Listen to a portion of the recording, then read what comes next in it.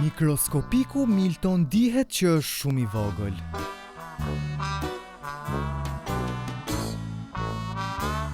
A jeton në një orë tek cepi një shtëpie që ajo shtëpi përket një zonjushe me emrin Zonja Pastërtore. Asnjëri nuk e di që ai është aty, por përveç mikut të tij, Dokles, ku kalon gjithë kohën e tij duke fjetur gjumë para zjarrit të xhakut dhe sigurisht para jush.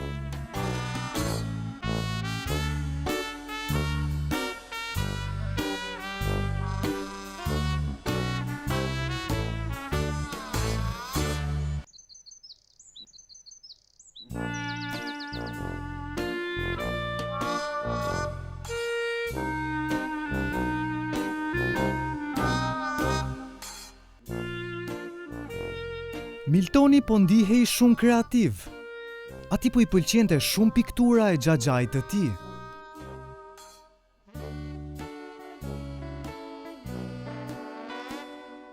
Brenda vetes më lindi një ide artistike, i tha Doklesit. Mbase e kam sepse vi nga një familje artistësh. Që t'ja vërtetonte atij, Miltoni filloi të merrte bojrat. Ndërkohë ai ende po rrinte i qetë. Dua të bëj një portret në pikturën time, ja bëri Miltoni.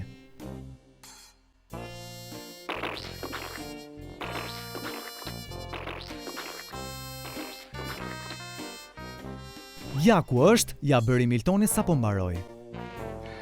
Por Dokles nuk dukej shumë i habitur me përpjekjen e tij.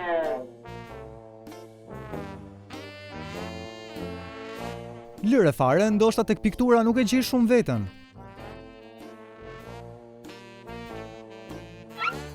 Muzika është dhurata ime e veçantë.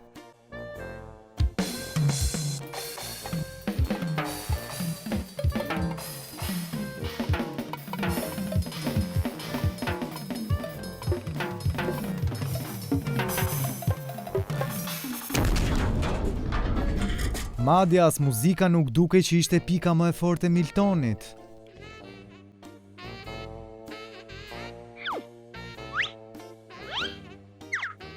Ai po luante një shfaqje shumë dramatike për Doklesin ku të gjitha rolet po i bënte vetë.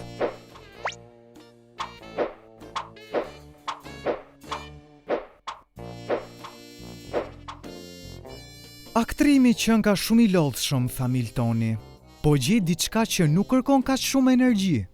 Filloi të shkruante poezi.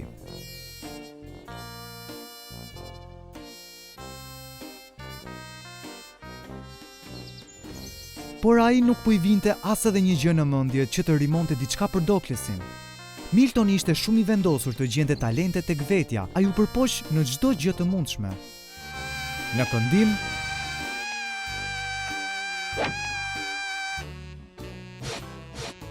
në skulptur,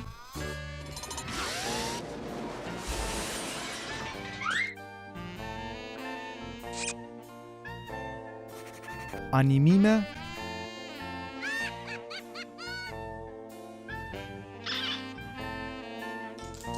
kërcim,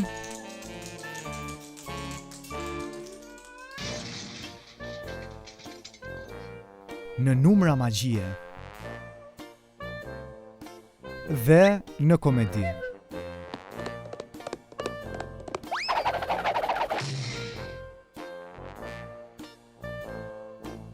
Miltoni ishte i rraskapitur dhe Dokles nuk ishte fare i kënaqur. Më duhet të mendoj për këtë, tha Miltoni. Talenti im i veçantë është të mbështes punën e të tjerëve, mendoi unë.